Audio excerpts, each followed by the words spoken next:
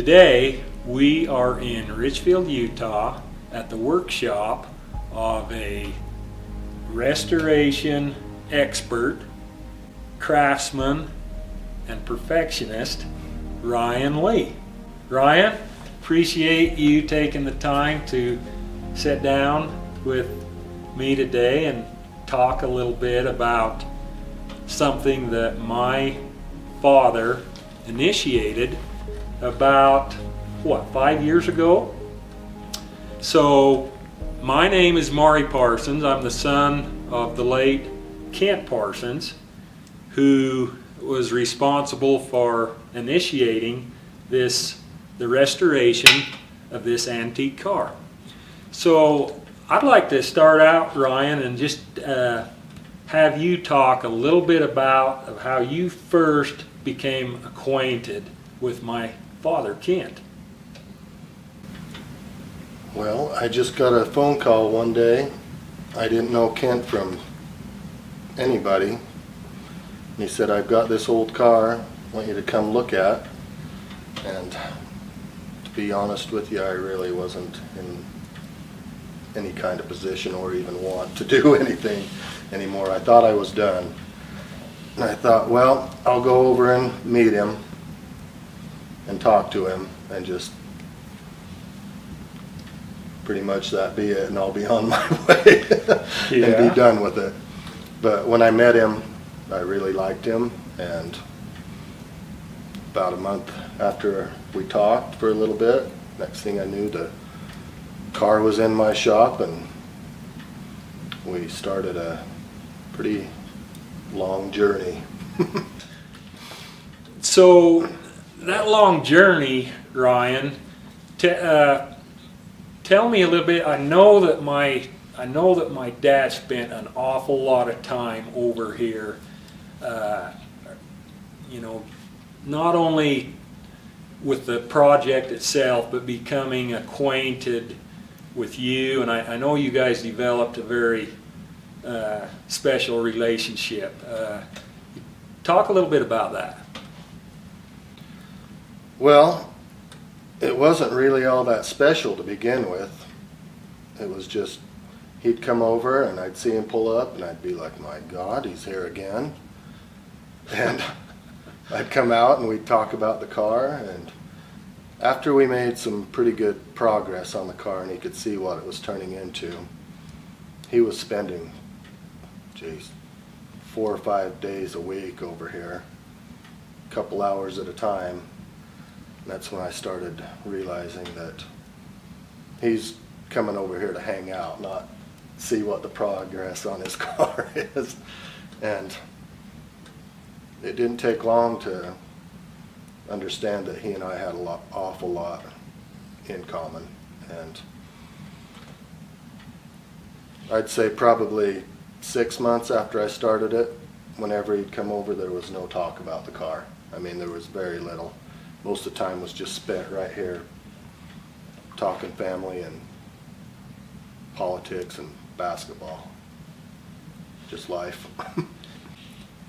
Yes, Ryan, I can kind of relate to what you're talking about, because when I'd visit with my dad a little bit when he would come home from being over here, and I could see his enthusiasm building, not only with the car, but with his friendship with you, and the things that he would talk about.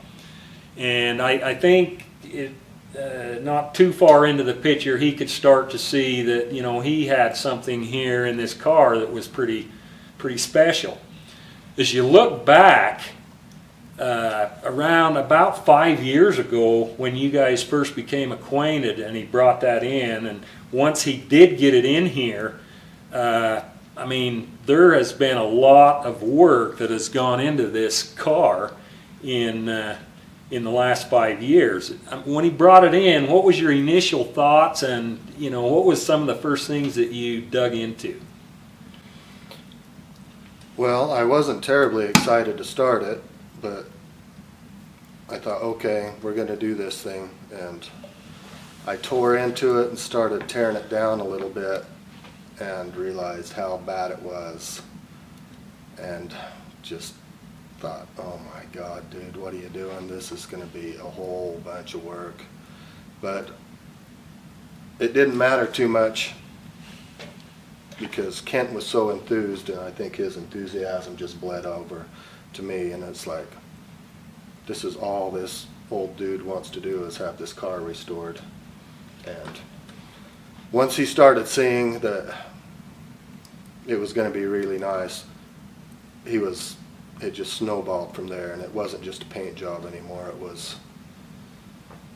It was turned into a lot bigger job than we thought it was going to be. But he was happy about it the whole way, and we both kind of knew that Kent wasn't going to see the end of this project. So I took a little bit different approach to it and painted the main body before I did anything else, so he could see what it was going to look like. Normally I'd wait till everything was ready to paint and then just do it all at once, but I wanted him to see what it was going to look like. And he got to see that, and from then on it was, okay, this has to be as nice as we can make it within reason. For just to kind of clarify right here, it's been 2 years since my father passed away with a cancer illness, and so it's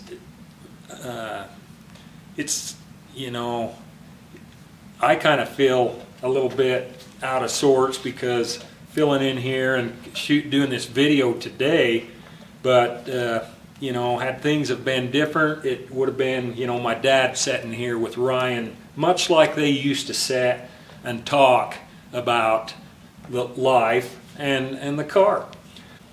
Ryan, one thing I wanna run by you. In the time that you got to know my father, what stands out when you think about my dad and you think about your time here and your acquaintance? What do you think of?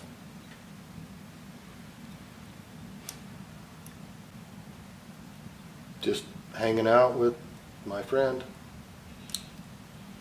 Is there anything particular about him that you think of in general that you want to say? Because I know you guys had a really close relationship.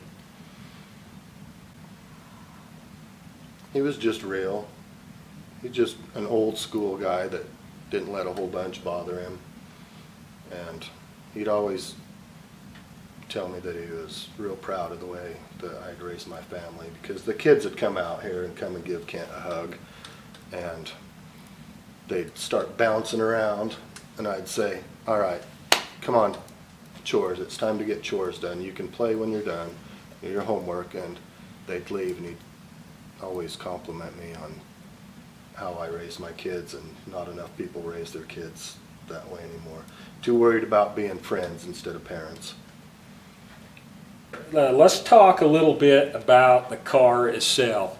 So we're talking about a 1929 Oakland that my father paid a purchase price of $50, and I was just a little guy at the time, and I actually went with him the day that we dug that car out of the canal, and that was over here by south of the airport, by the oak trees. Yep, south of the airport, there by the oak trees in an old canal. And I know that my dad had talked to the people that owned it there a lot, and had tried numerous times to try and get his hands on that car. And I with time, he eventually wore him out, because I can remember the day that we went over there, and I can remember him talking about, you know, he was paying $50 for that car, and as a little boy I thought, you know, $50 back then,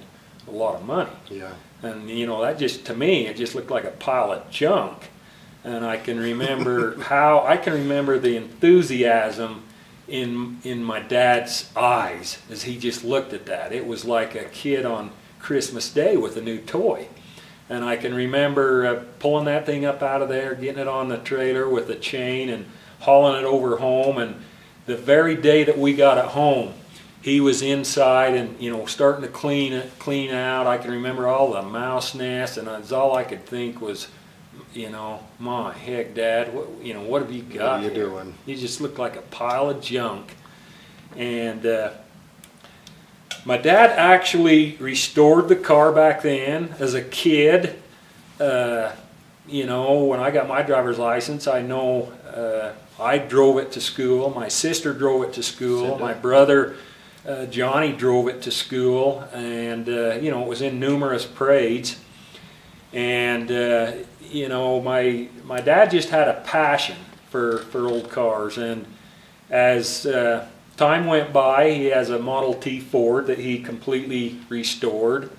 And once he got the Model T Ford completed, he wanted to do a nice job with the Oakland. And so, Ryan, let's take a look at the car itself and let you start doing some talking and kind of going over and talk about the restoration work that you've completed on it.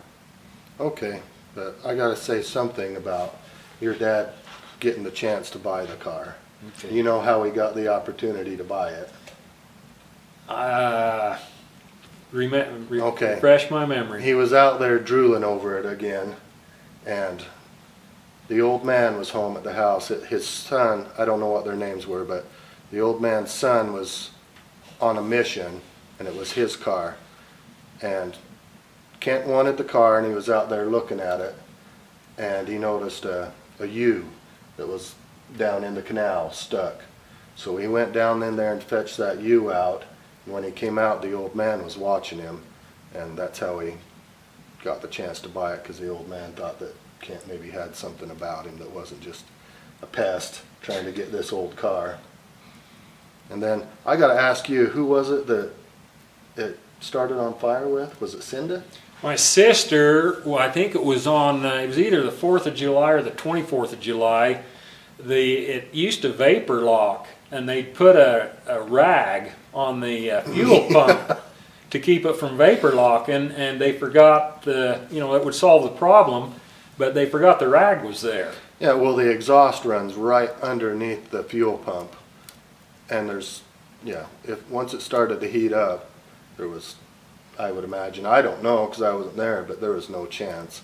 When I seen the spot after he told me what had happened, I'm like, well, yeah, of course that's gonna happen. It's gonna start a fire, especially with a rubber hose, Kent. Yeah, I don't know all the memories, but I know at lunch hour at school, my friends, I mean, we were living pretty high to go out there and get in that and, you know, drive down Main Street in Monroe and go get us some lunch. And you could fit a lot of people in there. Yeah, and, you know, we'd catch a lot of eyes, and everybody, including the girls, would look at us, and we thought that was all pretty cool. Yeah, you definitely didn't make it to lunch in a hurry with this thing, though. Yeah, all the stories behind it. But anyway, let's go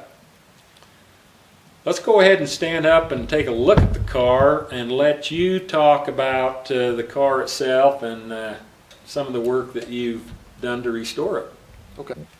Well, Ryan, when first glance, when you take a look at it, I mean, the restored Oakland itself is pretty impressive. Why don't you take us around the car and kind of go over a few things about the car itself? Tell me what about the colors? How did my dad pick the colors, or how did you come to terms on that? We just let the car pick the colors. That's an original Oakland color scheme. We got the green.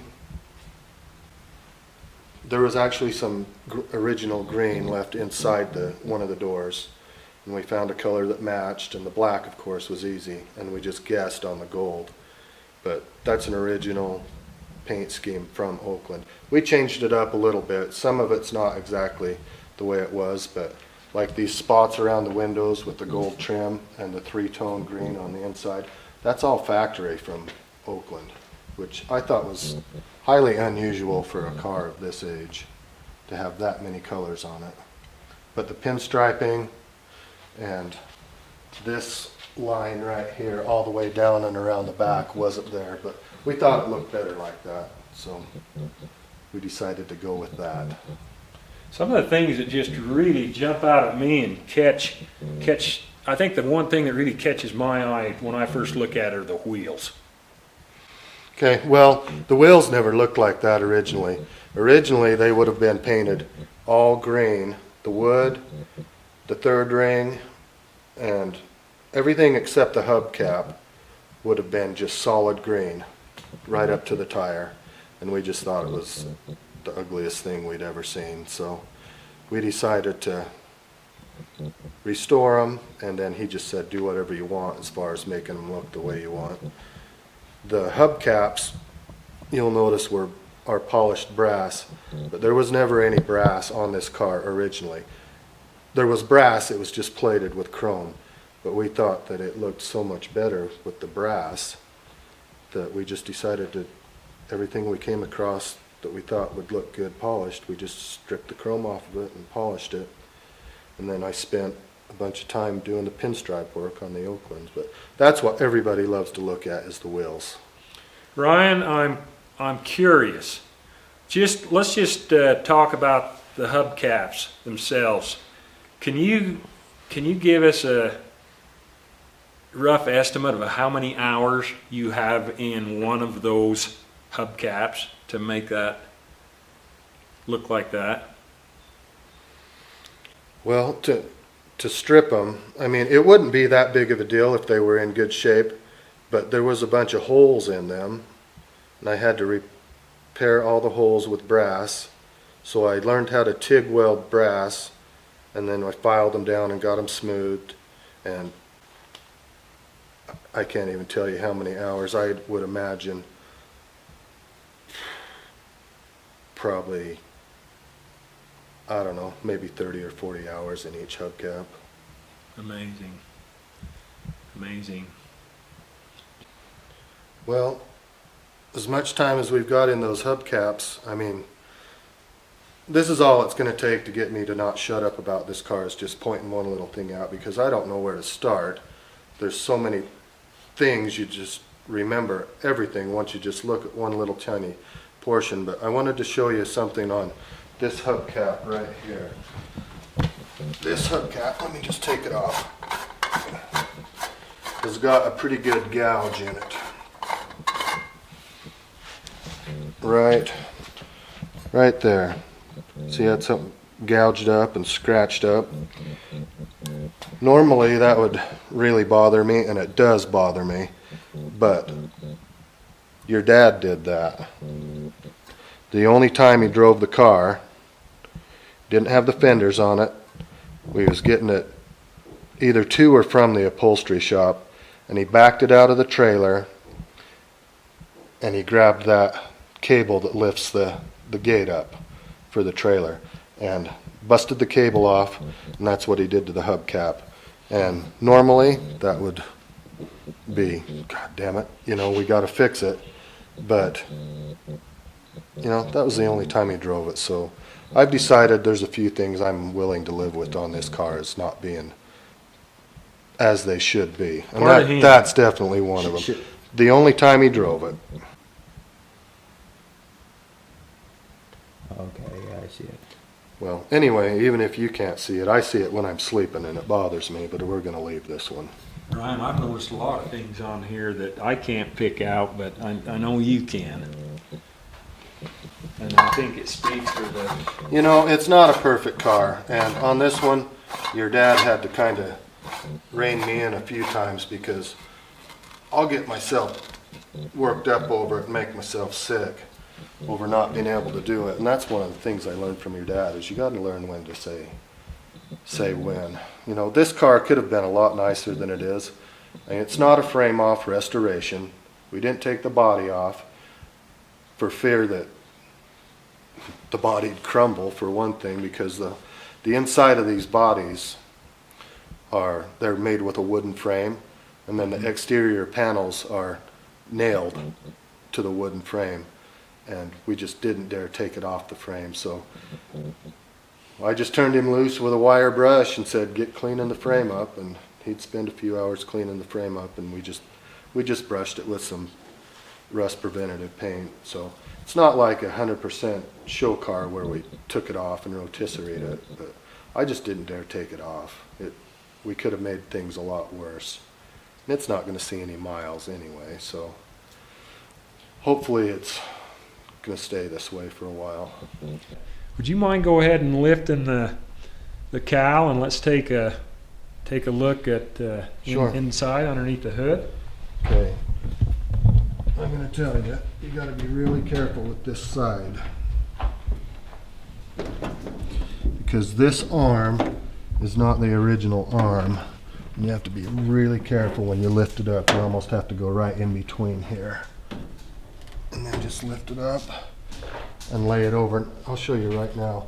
You can lay it over. See these little acorns I've got up there? Those will match up with each other so the hood won't lay down on itself. And then these keep this up off of the cowl. So you just lay it down real gentle. They line up. You can see right here I've got a spot I've touched up, and that's what I was telling you. You got to be really careful with this right here, because if you don't have it pressed in, you'll gouge it. And normally I'd repaint that, but I know somebody else is going to do it too, other than me. So we're just going to live with. That's one of those things I was talking about. Kent always said, learn to live with a few things and be okay with it. Ryan, this vehicle is probably is about a good shape as it was when it was new. Would that be accurate? Yeah. Or is it better? It's probably in better shape than when it was new. Yeah. I mean, the body fits a lot better than it ever did, and obviously the paint never looked this nice, but there are some things like the shocks. Kent and I tried several times to restore them, and we just couldn't get them to work right.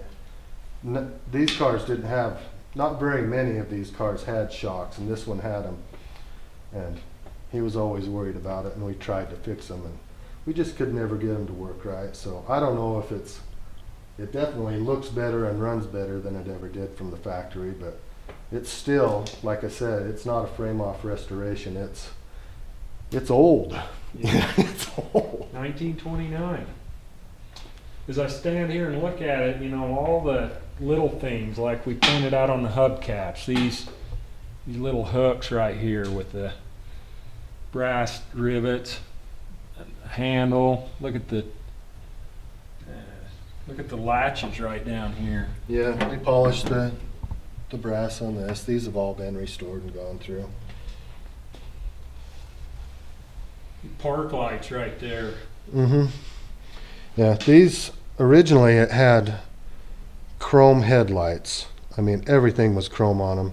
And then these were painted black, and this ring was chrome. So the headlights that was the biggest argument your dad and I had over this car, was what to do with the headlights. Because he wanted them chrome because they looked original, but they were so beat. I just thought that if I could just get my way on this and show him what they're going to look like, he'll be okay with it. And let me just slip up here and I'll show you. Is it okay if I shut this? Absolutely. It makes me yeah. nervous having it open.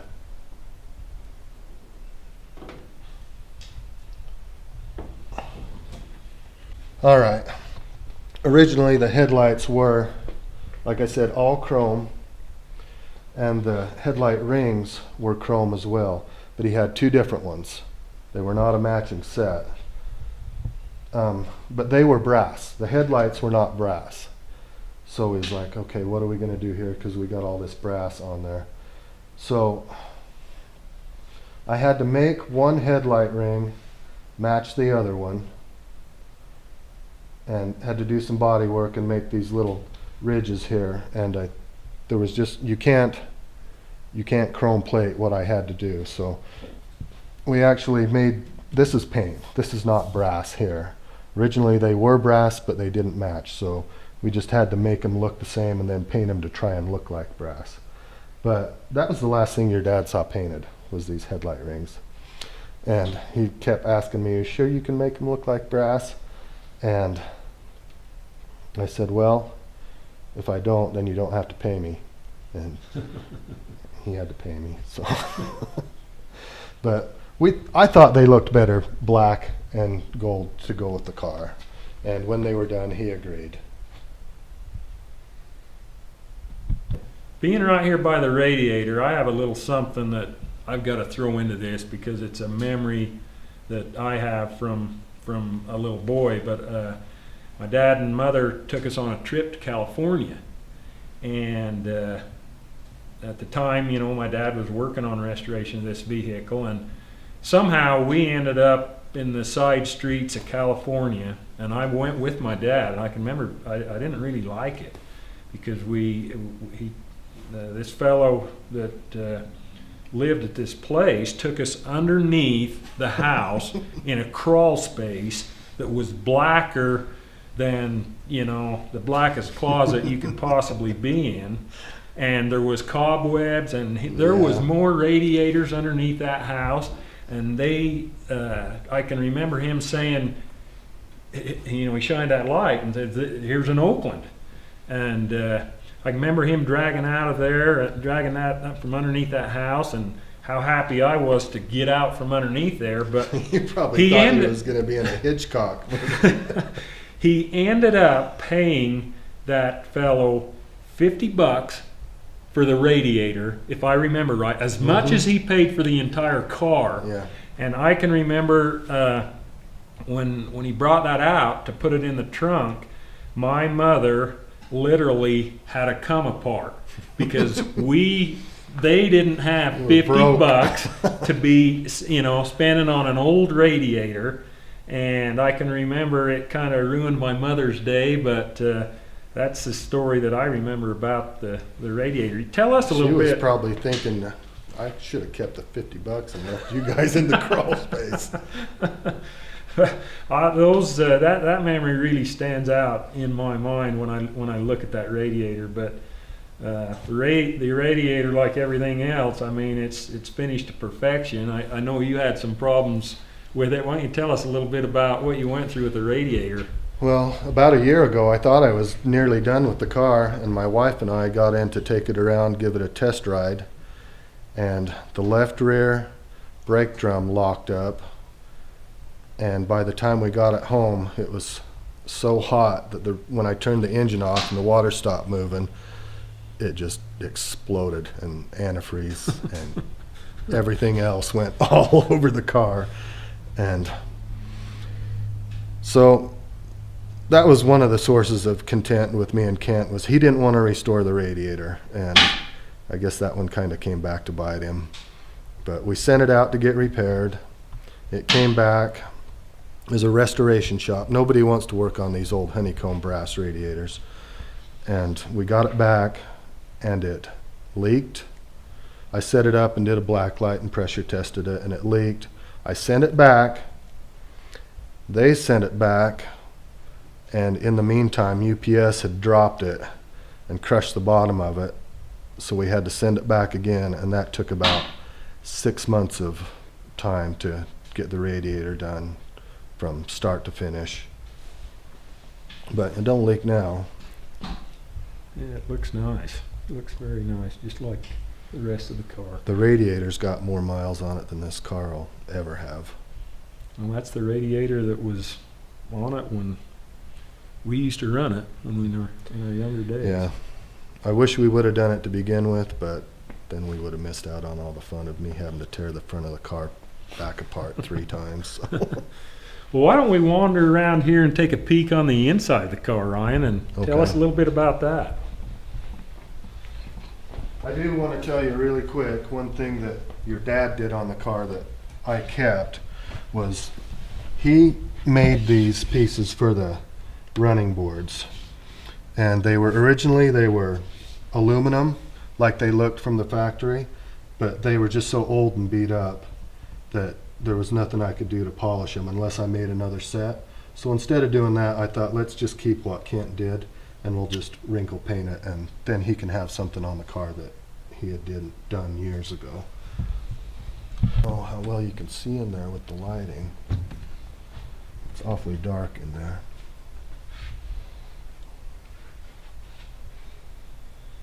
Well, there again, Ryan, I look at the dash and everything, I see the craftsmanship and the work gone into everything there. Any thoughts on that? Yeah, the dash was not like that. That's one of the things that was different, was the dash was all black, and of course none of the brass was polished. It was all chrome. Okay, these are your dash lights, and you can actually turn them and aim the lighting and stuff on them. But none of this was, as with everything else, it was all chrome plated, so we just brushed it off and polished it, and then followed the dash follows the outside with the two-tone black and gold and green. Black and gold for a pinstripe. But other than that, it's probably pretty close to how it looked originally. Show us that wiper handle up there. Oh, right here? This is not the wiper handle. This actually runs off of vacuum.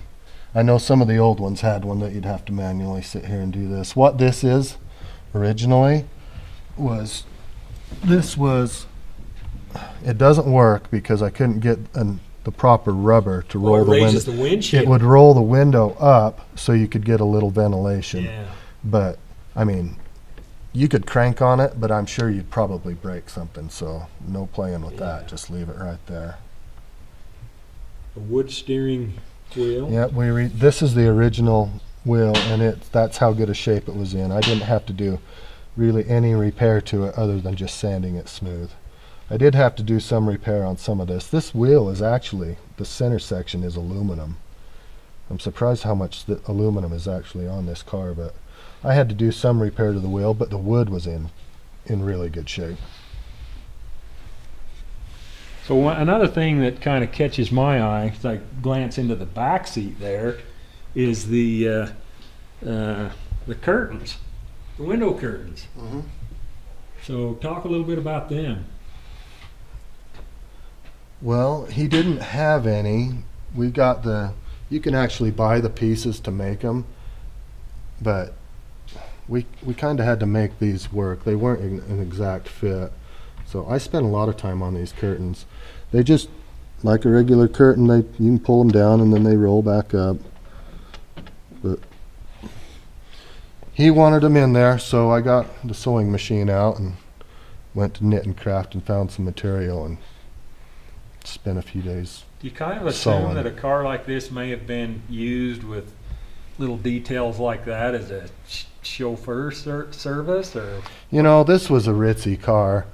I can't remember exactly, but it seems like these were about $1,700 in '29, when you could get a Ford for, $500-600. This was a pretty upscale car. I mean, it wasn't like a Cadillac or anything, but this was you had to have a fairly decent income to afford this car, I would imagine. And you got a footrest for people in the rear seat. Pretty awesome. Yep, that flips back and forth.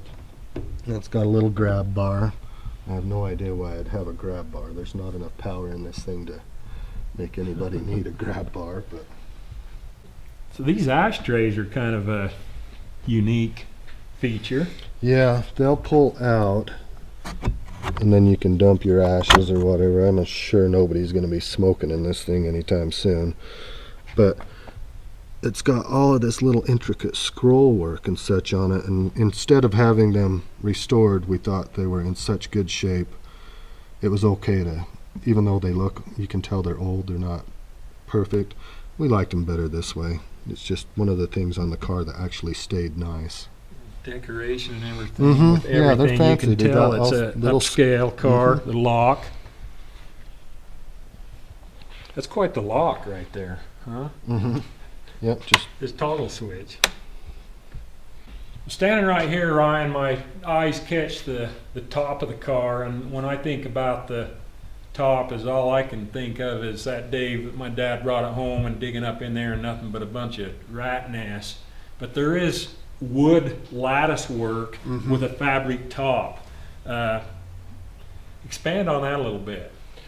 Well, your dad had replaced the wood, I would imagine, because it looked really good, the wood that was up in there. And I can't imagine that there was anything left up there when he got it, because originally they were a canvas. This is kind of a vinyl reproduction. But the top from the factory, this line right here, come up, and there was a bead that went across and sealed the top down, from because these were two separate panels. But we didn't have any of that, so I had to make all of this trim right here as some way to seal it down was the main concern. And then we got rid of that. And of course that lended to making this turn really nice, just getting rid of that. But what did we do? We put carpet padding down, and then I stretched the top on it and then put these pieces down that we made out of aluminum. But I remember when I did that, your dad was nervous about it, and I was too, because it was the middle of the summer and it was hot out here and you have to glue both sides. And I was up here, and of course it's 20 degrees hotter up in the air. And I can remember when I was done with that top and got it stretched, not cut out, but my nerves were done. I went inside and had a drink. I'd imagine. I should have asked for help, but I just didn't want any on that particular part because I didn't want anybody leaning over the car. Well, let's move on around to the back of the car, Ryan, and just kind of take a quick look back here. Finished like all the rest of the car. You know, I probably the thing I see right off the bat's the work in the gas tank right here. The pinstriping? Yeah. Yeah, that was not original either, but we just thought it was so black it needed something back here. We had debated on whether or not to have the Oakland insignia embroidered on here, but I had to tell your dad I thought that was a little bit too much. It would have looked funny. I tried to talk him into doing an Oakland insignia with black stitching, but he wanted it colored, and I was like, okay, let's wait on this for a while, see if I can't get my way another day. We got is that the original tail light? This is actually a Studebaker tail light. It did have a single tail light, but this one, in this spot right here, this is your brake light, and it says stop right here when you light it up. But there was also a little thing up there that would light up and say Studebaker, so we had to hide all that. So it only says stop now. This is your brake light section. This is your main running light at night, and then it does have a license plate light underneath it too. Cool. And of course, it all works. We rewired the whole car. Not that there's a whole lot of wiring. And also, I'm kind of assuming you had the same amount of time in the gas cap cover. No, no, that was, I actually had somebody print that out with a piece of vinyl. That's a sticker. Okay, well, it sure. But it looks good. It looks good. Yeah, that's not an Oakland gas cap, and we couldn't find one, so we just put that on there, and Kent was fine with it. So, of course, it's got the chrome bumper and. Yep, little bumperettes, and you can see if you look at it really close in certain spots, you can see where the car's been hit, and the bumpers don't fit exactly the same on each side, but there's no way I was going to try and bend that spring steel back into shape, so I just made it fit as good as I could. You get to take a peek right here from the rear of the curtain, and kind of cool. Well, Ryan, on behalf of my dad and my mother, and my mother has spent a lot of time with you since my dad's passing. Yep. And been very much a part of this, and our entire family. I just want to express appreciation to you for all that you've done for us, and you know, the friendship that we've come to know within our family. It like you talked about, that's really what it's all about, and like you said, the car is really, you know, what brought us all together. Yeah, it is. Yeah, your mom's been over here. She checks on me quite regular. She gives me a call probably once a week, make sure, see how I'm doing, if I need anything. I know she's felt had those same withdrawal feelings with my dad's passing and the car, but you know, once we got going again, she stepped right up, and she stepped been in. as much a part of it as anybody. Her and Cinda come over and get their hair done and come by the house. Well, thanks again. Okay.